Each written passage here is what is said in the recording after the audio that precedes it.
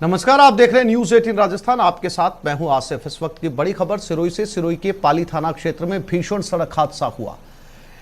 Eco गाड़ी trailer में जाकर घुस गई। हादसे में 5 लोगों की मौत हो गई। घायलों को अस्पताल में भर्ती करवाया गया है। तो सिरोही में 5 लोगों की एक दर्दनाक सड़क हादसे में मौत। एक गाड़ी ट्रेलर में जाकर घुस गई, जिसकी वजह से 5 लोग काल के गाल में समा गए।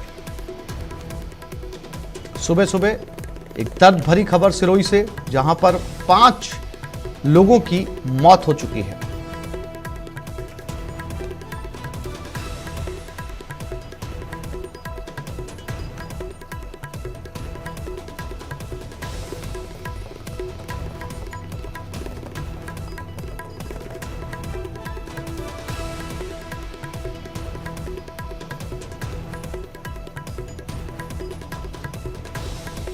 सिरोही में रफ्तार का कहर देखने को मिला।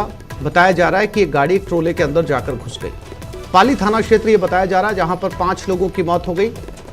एक गाड़ी थी जो कि खड़े ट्रोले के अंदर जा घुसी और इसमें 5 लोगों की दर्दनाक मौत हो गई। और जो घायल हुए हैं उन्हें अस्पताल में भर्ती करवा दिया गया है।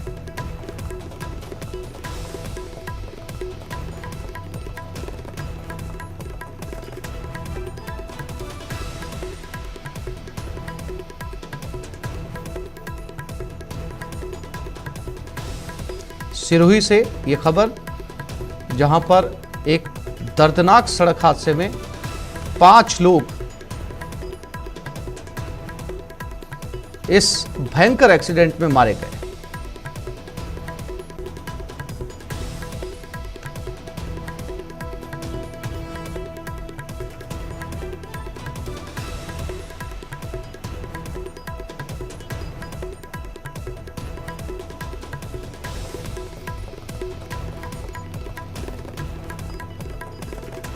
और इसी खबर पर सिरोही संवाददाता प्रतीक हमारे साथ जुड़ गए हैं। प्रतीक, कुछ जानकारी इस पूरे हादसे को लेकर, कैसे ये पूरा एक्सीडेंट हुआ और क्या ये 5 लोग एक ही परिवार के थे?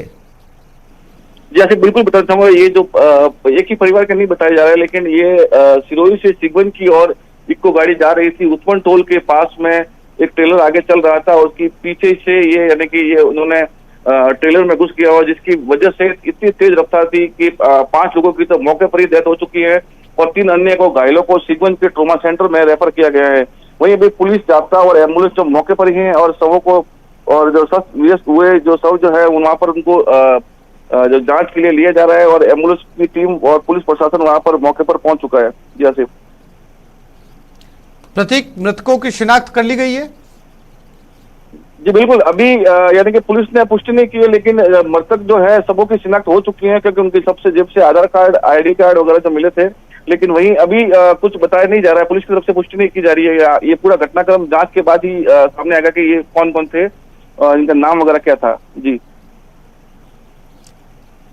इसके साथ ये जानना भी प्रतीक बहुत जरूरी है कि जिस समय ये दर्दनाक हादसा हुआ पाली थाना इलाके के अंदर, ट्रॉला वहां पर मौजूद था या ये दोनों जो है वो सड़क पर चलते हुए आपस के अंदर टकराए? प्रतीक, नहीं, टोला भी चल रहा था और ये भी क्रॉस कर आगे चल रहे थे। वहां पर उस्मान टोल, सिरोही सिगवन की सरहद पर उस्मान टोल बना हुआ है। टोल को क्रॉस करके ये आगे लगे थे। आगे कन्हैया होटल की लेफ्ट साइड की और जो हाईवे बना हुआ है, और वहां पर ये पीछे से जाकर ये गाड़ी जो है भिड़ी है इको कार, और जिससे मौके पर ही 5 लोगों की डेथ हो चुकी है। प्रतीक, ट्रोला ड्राइवर को पुलिस ने हिरासत में लिया? नहीं, ट्रोला ड्राइवर को अभी तक पुलिस ने हिरासत में नहीं लिया है। अभी तक जो है आसपास में जो थे उनसे उनकी जो ट्रोला ड्राइवर ये घटना के बाद में मौके से ही यानी कि फरार होने की सूचना थी, लेकिन पुलिस बता रही है कि उसको यानी कि कब्जे में ले लिया, लेकिन अभी तक किसी प्रकार की पुष्टि नहीं कर पा रहे हैं कि किसको क्या किया गया अभी। जी प्रतीक, जानकारी के लिए आपका धन्यवाद। तो सिरोही में यह दर्दनाक सड़क हादसा, जहां पर 5 लोगों की मौत हो गई। फिलहाल कुछ भी जानकारी पुलिस की तरफ से नहीं दी जा रही है। वहां पर रेस्क्यू का काम चल रहा है और ये वो गाड़ी एक वैन बताई जा रही है जो पूरी तरीके से ट्रॉले में घुस गई, और इस वैन की हालत आप इस समय देख सकते हैं, किस कदर जो है वो स्पीड रही होगी और कितनी तेज टकराई होगी। चकनाचूर इसकी स्थिति यहाँ पर हो चुकी है और इसमें 5 लोग मारे गए और जैसा कि हमारे संवाददाता बता रहे हैं कि ये पांचों लोग एक परिवार से ताल्लुक नहीं रखते हैं, अलग अलग परिवारों के ये लोग हैं और खड़े ट्रोले के अंदर जो है ये सामने से भिड़ी, पूरी तरीके से गाड़ी चकनाचूर हुई, 5 लोगों की इसमें मौत हुई। पुलिस इस बारे में फिलहाल साफ तौर पर कोई जानकारी नहीं दे रही है। कुछ समय बाद जब शिनाख्त कर ली जाएगी उसके बाद ये पूरी जानकारी दी जाएगी।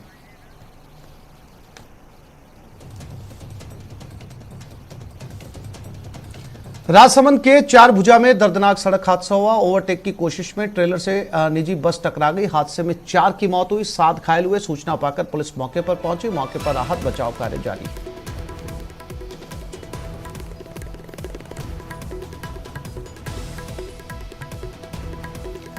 तो सिरोही के बाद ये दूसरा दर्दनाक सड़क हादसा जहां पर 4 लोगों की मौत हुई है, 7 घायल हुए। ये वो बस जो टकराई,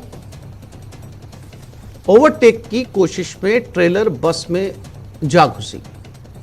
बस ओवरलोड थी, देख सकते हैं आप नीचे बस में पैसेंजर्स और ऊपर सामान लदा हुआ। चारभुजा में यह हादसा हुआ है।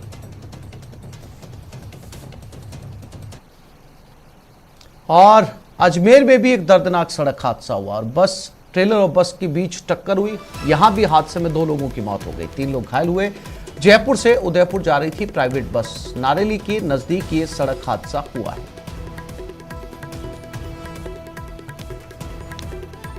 चारभुजा और उसके बाद अजमेर और उससे पहले सिरोही।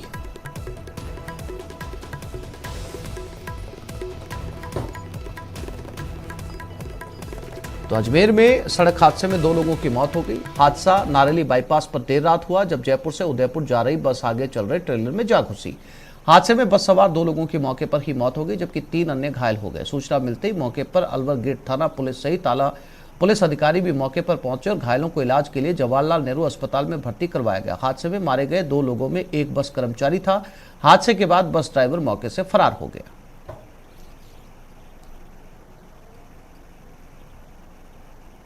लगभग 3:15 साढ़े 3 बजे सूचना मिली कि एक स्लीपर बस जो है वो ट्रेलर में जाकर भिड़ गई, जिस पर मौके पर श्रीमान additional SP city Sangwan sir पहुँचे और उसके बाद जब देखा तो 2 ब्रॉड डेड थे। यहाँ पर जेएलएन में मृत्यु हो गई थी उनकी, वो तब पहुँचे थे और इसके अतिरिक्त 3 लोग जो हैं वो थोड़े गंभीर रूप से घायल हैं।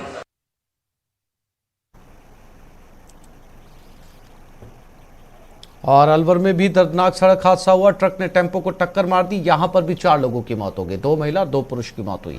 हादसे में लोगों में हड़कंप मच गया। मृतका की पहचान में फिलहाल पुलिस जुटी हुई। अलवर ट्रक ने टेम्पो को टक्कर मारी, 4 लोगों की मौत हुई। अलवर सिकंदरा मेगा हाईवे मार्ग स्थित सुरेर पेट्रोल पंप के समीप ट्रक और सवारी ऑटो में भिड़ंत हुई। भिड़ंत में 4 लोगों की मौत, मौके पर पुलिस पहुंच चुकी है। भिड़ंत में 2 महिला और 2 पुरुष की मौत होना बताया जा रहा है। पुलिस ने शवों को पालिका कर्मी जुगनू तंबोली की टीम की सहायता से राजगढ़ चिकित्सालय की मोर्चरी में रखवाया। मृतकों की पहचान में राजगढ़ थाना पुलिस जुटी।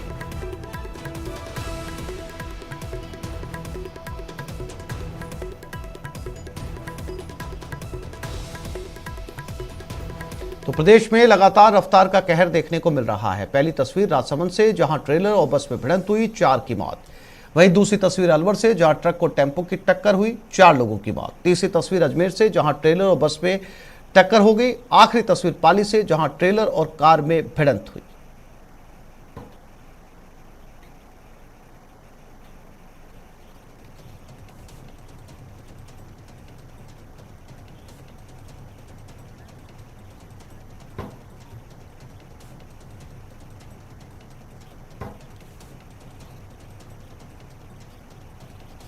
नागौर जिले के नावा सिटी में हुई जयपाल पूनिया की हत्या में सियासी कनेक्शन सामने आ रहा है। मृतक जयपाल पूनिया की पत्नी सरिता पूनिया ने 8 लोगों के खिलाफ हत्या का केस दर्ज करवाया, जिसमें उप मुख्य सचेतक और नावा विधायक महेंद्र चौधरी को भी आरोपी बनाया गया है। महेंद्र चौधरी के अलावा उनके भाई मोती सिंह, महेंद्र चौधरी के साले मनोज चौधरी, गुड़ा सॉल्ट सरपंच वीरेंद्र को भी आरोपी बनाया गया। मृतक की पत्नी ने हत्या करने, रैकी करने, साजिश रचने सहित धाराओं में मामला दर्ज करवाया। वहीं इस हत्याकांड के बाद इलाके में तनाव का माहौल है। जिसे देखते हुए नागौर जिला पुलिस के आला अधिकारी शनिवार दोपहर से ही नावा में डेरा डाले हुए हैं।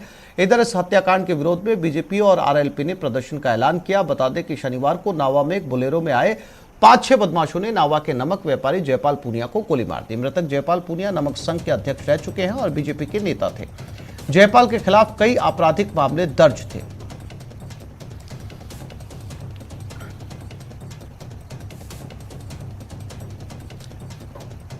और जयपाल पूनिया हत्याकांड में अपडेट, बीजेपी ने धरने की तैयारियां शुरू कर दी है। नावा में धरने के लिए टेंट लगाया जा रहा है। नावा विधायक उप मुख्य सचेतक महेंद्र चौधरी के खिलाफ केस दर्ज। साले मनोज चौधरी को भी हत्या का आरोपी बताया गया। मृतक जयपाल की पत्नी ने यह केस दर्ज करवाया है।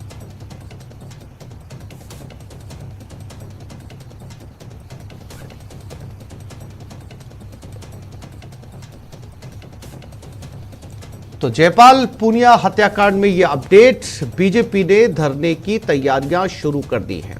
इसमें कई आरोपी बनाए गए हैं। मृतक की पत्नी ने यह पूरा मामला दर्ज करवाया। फिलहाल नावा में पुलिस अधिकारी कैंप कर रहे हैं। पूरे नावा में पुलिस अलर्ट पर है। मृतक जयपाल की पत्नी ने केस दर्ज करवाया है। 8 लोगों के खिलाफ यह केस दर्ज करवाया गया है।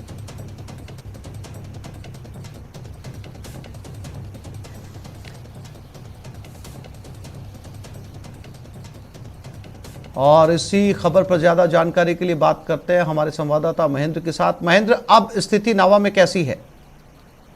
देखिए, जयपाल हत्याकांड के मामले में बीजेपी लामबंद हो चुकी है। ये बीजेपी का कार्यकर्ता था और हिस्ट्री सीटर होने के साथ ही नमक का कारोबारी भी था। स्थानीय जो बीजेपी के नेता है उनके नेतृत्व में धरना प्रदर्शन करने के लिए टेंट आदि लगाने का कार्य अभी चल रहा है। तो निश्चित तौर पर यह माना जाए कि इस मामले में आज धरना प्रदर्शन होगा।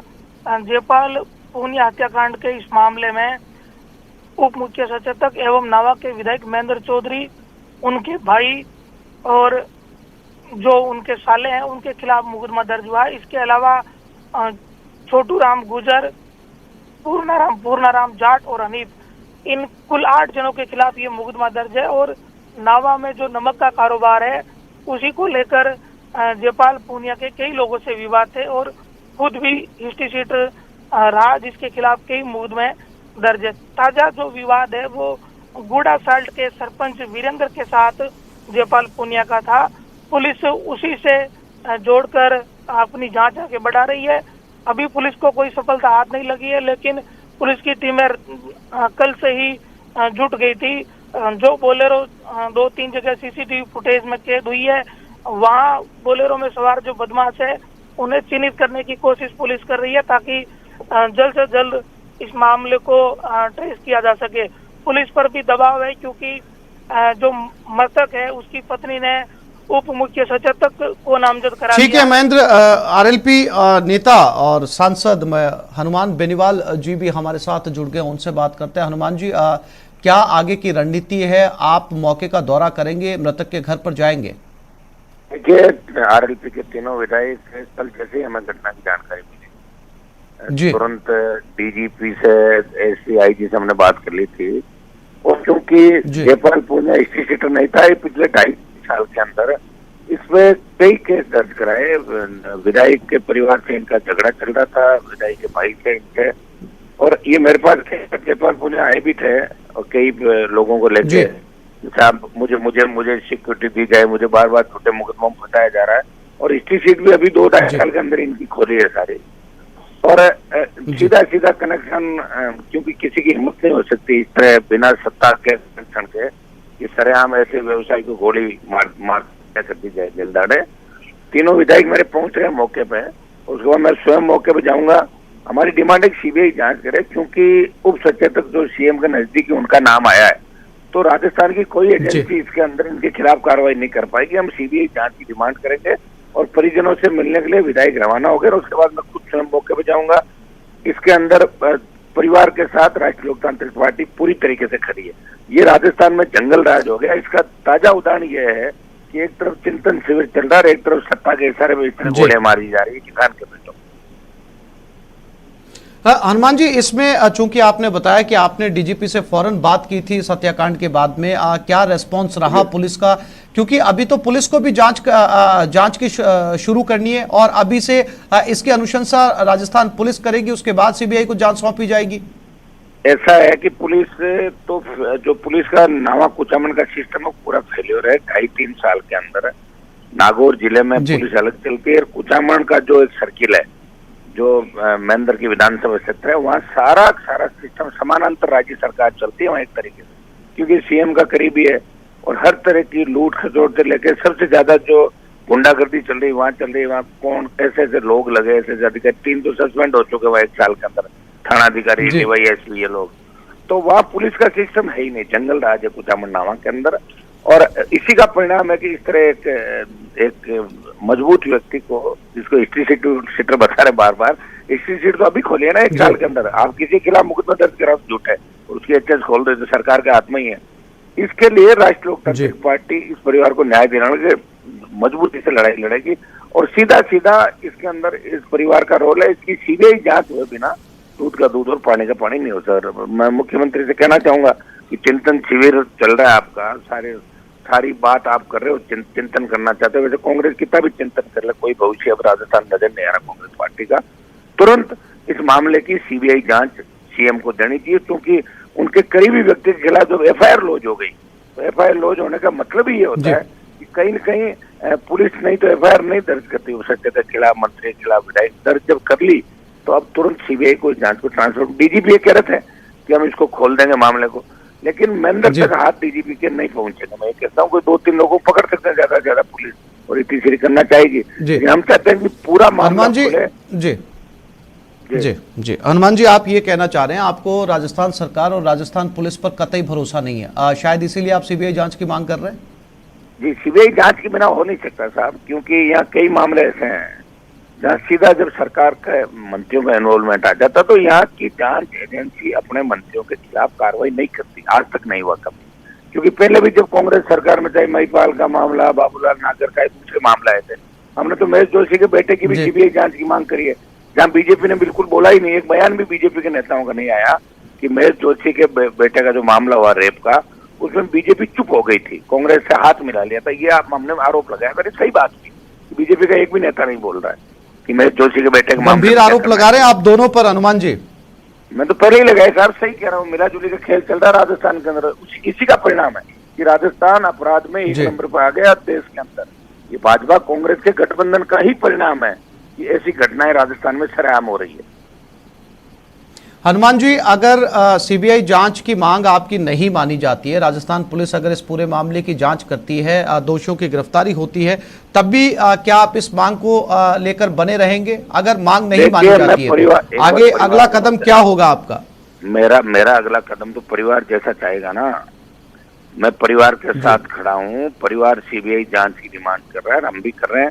परिजनों के साथ हम आखिरी दम तक लड़ेंगे, अगर हमें आवश्यकता पड़ी तो राजधानी को भी घेरेंगे इस मामले में। सीबीआई जांच हमारा मुख्य मुद्दा है, क्योंकि परिजन ये कह रहे हैं कि सीबीआई जांच कराई जाए। परिजनों के साथ हम खड़े हैं, हम आखिरी दम तक उनके साथ लड़ेंगे। आपके परिवार से बातचीत हुई हनुमान जी? पूरे परिवार से मेरी बात हो गई। पत्नी उनकी बेसुध हो गई थी रात को बात करते करते, उनके चाचा से, परिवार के बाकी लोगों से बात हो गई, उनके रिश्तेदारों से बात हो गई, वो लोग भी वहाँ पहुंच रहे हैं। और कल आरएलपी के सारे लोग वहाँ मौके पे पहुंच गए थे और अभी भी हमारे पदाधिकारी वहाँ है, बाकी पदाधिकारी विधायक रवाना हो रहे हैं, आधे घंटे पहुंच जाएंगे ना। आपसे आखिरी सवाल हनुमान जी, कब तक पहुंच रहे हैं आप यहाँ पर?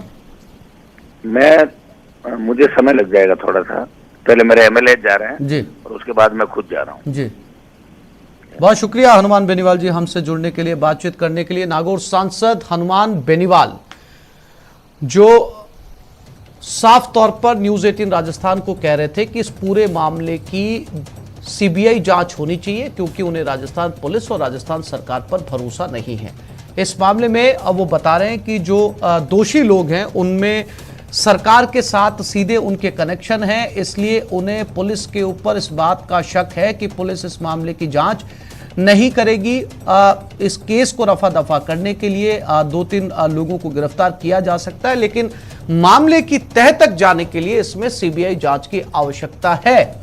इसके साथ ही हनुमान बेनीवाल ने यह गंभीर आरोप भी लगाया कि बीजेपी और कांग्रेस यहां पर आपस में मिली हुई है, इसलिए फिलहाल उनके विधायक यहां पर पहुंचेंगे और विधायक के बाद वो भी कुछ समय के बाद इस परिवार से यहां पर मिलने के लिए पहुंचेंगे। साथ ही साथ उन्होंने ये कहा कि जरूरत पड़ी तो वो राजधानी को भी घेरेंगे।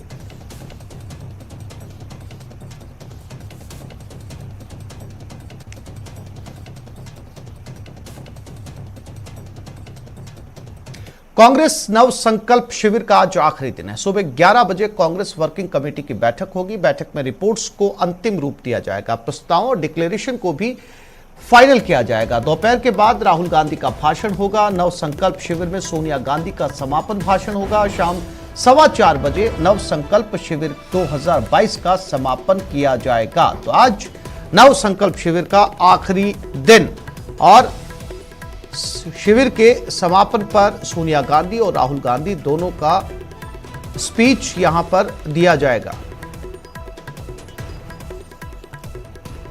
12 के अंता सिसवाली रोड की चौड़ाई में बाधा बने अतिक्रमण तोड़ने की औपचारिक शुरुआत कर दी गई। इस दौरान पीडब्ल्यूडी ने एक धार्मिक स्थल की दीवार जेसीबी की सहायता से गिरा दी। यहां बने सुलभ शौचालय, सामुदायिक स्वास्थ्य केंद्र परिसर की दीवार और इसमें बनी सरकारी मेडिकल दुकान तोड़ी जा रही है। इसके बाद धार्मिक स्थल से अस्पताल परिसर तक सुरक्षा दीवार का निर्माण नगर पालिका करेगी। अतिक्रमण हटाने की कार्रवाई को देखते हुए लोगों ने खुद ही अपने अतिक्रमण हटाने शुरू कर दिए हैं। बता दें कि राज्य सरकार की बजट घोषणा में 34 करोड़ की राशि से स्वीकृत अंता सिसवाली सड़क चौड़ाईकरण का काम शुरू हो चुका है। इसे आखिरी सिरे तक पूरा किए जाने का लक्ष्य 9 दिसंबर 2022 तक निर्धारित किया गया है।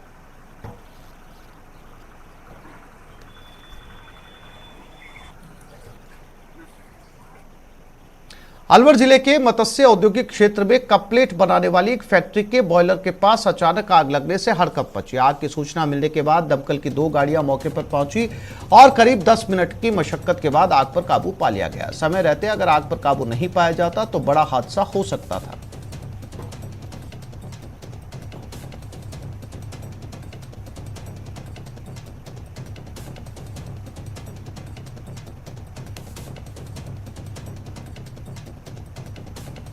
और ये खबर पाली से है, जहां पुलिस ने कार्रवाई करते हुए अंतर्राज्यीय बाइक चोर गिरोह का पर्दाफाश किया। आरोपियों के कब्जे से पुलिस ने 4 बाइक और 3 खुली हुई बाइक की चेसिस भी बरामद करने के साथ 5 आरोपियों को गिरफ्तार किया है।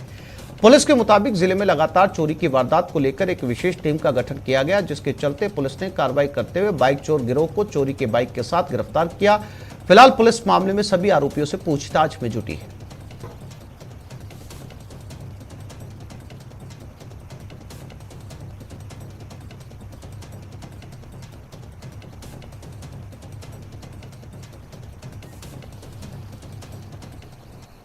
और ये खबर कोटा से है, जहां न्यू सराफा मार्केट में स्कूटी चोरी की वारदात सामने आई। चोरी की वारदात सीसीटीवी में कैद हो गई। तस्वीरों में आप देख सकते हैं किस प्रकार एक युवक घूमता हुआ नजर आ रहा है और मौका तलाश कर चाबी लगाकर स्कूटी को स्टार्ट करके वहां से रफू चक्कर हो जाता। वहीं घटना के बाद पीड़ित ने रामपुरा कोतवाली थाने में शिकायत दर्ज करवाई। पुलिस ने सीसीटीवी के आधार पर आरोपियों की तलाश शुरू कर दी।